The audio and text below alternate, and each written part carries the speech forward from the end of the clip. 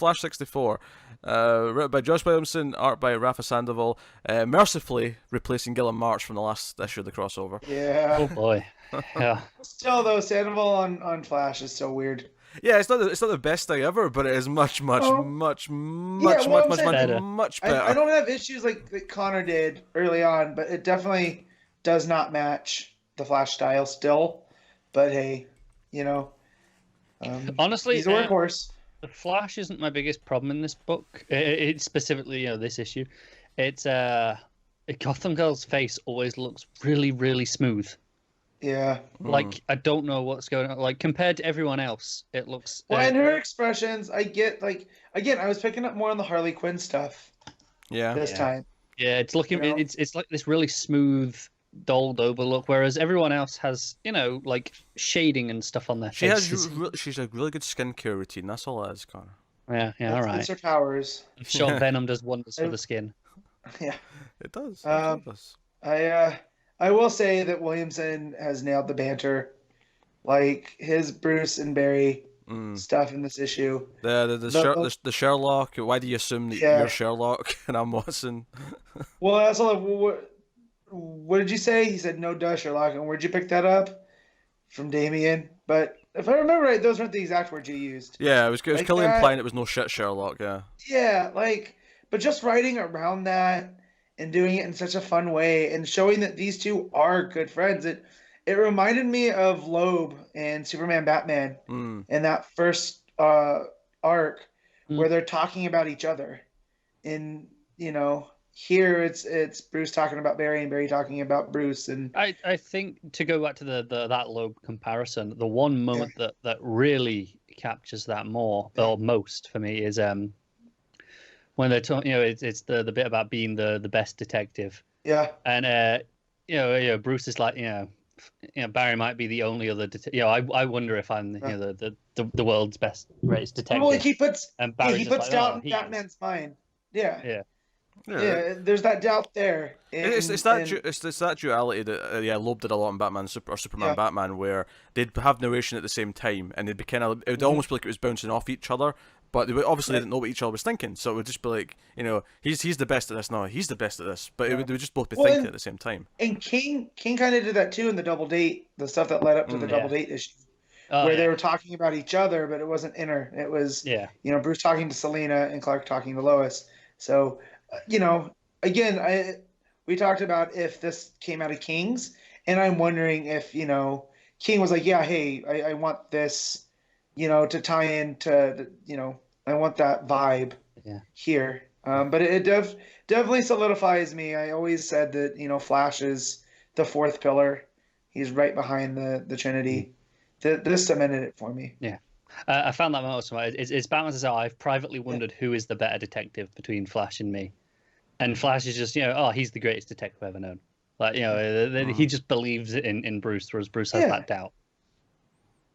Yeah, well, that's kind of that's Barry. That sums up the difference in the characters. But Batman has to doubt everything and rethink it. Barry just believes things. Well, and then to me, that tells me though that Barry, because he's so rule focused, he's so used to doing it on the police force, where you have to do things by the book, or it's not admissible, right?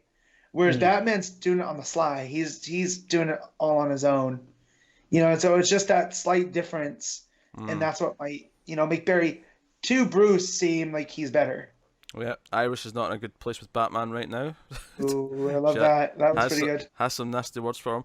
There's also the heartstrings tug, because they find this base where Gotham Girl's been hanging out, and it's like all these like newspaper clippings of all the superheroes. It's this obsessive kind of den.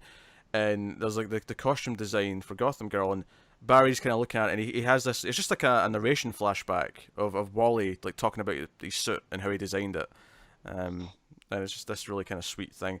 But then he had his hair showing because he liked the hair. Yeah, he loved the wind blowing through his hair as he ran at super speed. I was like, God damn it. Yep.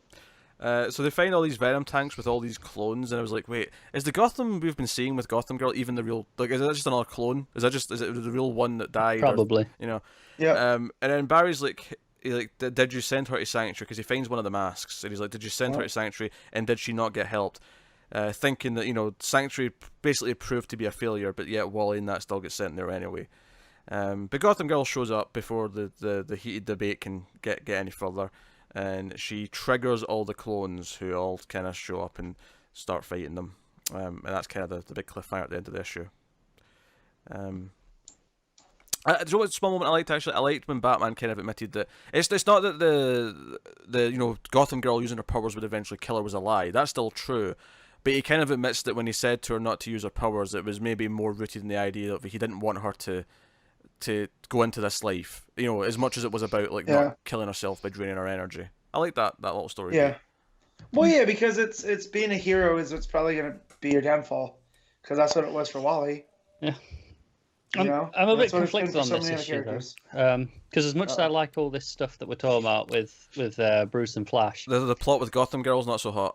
Oh, and I really dislike this angle that we've taken her down and this voice for her now. Her voice does feel really off compared to what we had before. Yeah. And yeah.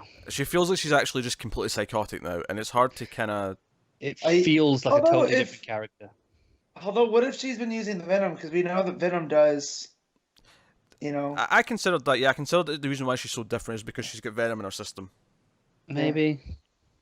But we don't know that. I'm pure speculation. Let me just say, I want to give her full credit for having a castle on a Caribbean island.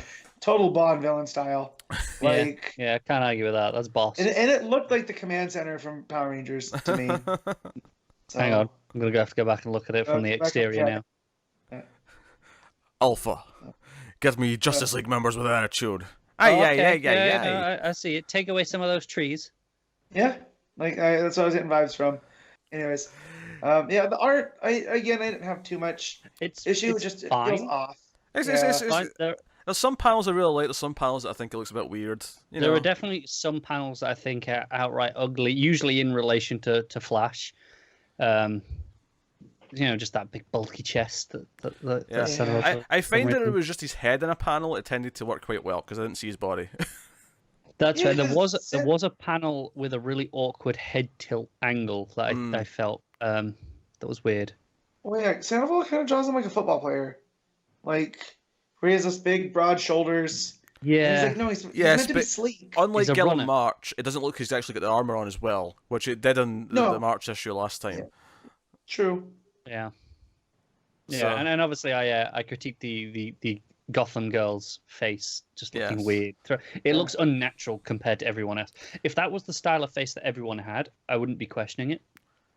But because everyone else has detail on their faces, shading and stuff, hers feels particularly weird. And yet somehow coming after March, this all feels like a 9 out of 10 art-wise, just in comparison to him. Yeah. It's still a step up, yeah. I will say, there's an almost awesome page where it's got, when they realize it's the Venom, Flash just looks so weird. He looks so bulky, but the Batman, with what he does with the capes and how it cuts into the panels, I think it looks really cool. So, yeah. Yeah, hit and miss. Yeah. Yeah. Didn't destroy the issue, by any means. What are we rating it, Matt? Come on, what are you giving it? I'm gonna give it an 8. I mostly liked the banter and the story. Even with Gotham Girl, I'm not that tied into her, so her being crazy, there can be a explanation. And I could look back next week when we get that explanation and go, oh well, this kind of didn't work out, and it would change it already. But as of right now, it's an 8. That's fair, Connor. I'm gonna go with a 7. As much as I like the Bruce and Barry stuff, just felt a bit off in other places. Yeah, I'm gonna give it a 7 as well. Kind of the similar reasons. I really like the Bruce and Barry stuff. The art's hit and miss though, and Gotham Girl still feels a bit weird. I don't know if I care about her enough that I'm really even that annoyed that if she gets kind of ruined, I'm like, okay, well that's like, well, all right, fine, but it still just feels out of place when you're reading it. It just feels wrong, doesn't it? So I don't feel like oh my god, it's not like when they're ruining Dick Grayson where I'm like, no, what are you doing? I'm just gonna okay, well if she changes and I don't like her anymore, then fine, just don't use her again. I'll live with it. But so 7 out of 10. It's good, but some caveats to go along with it.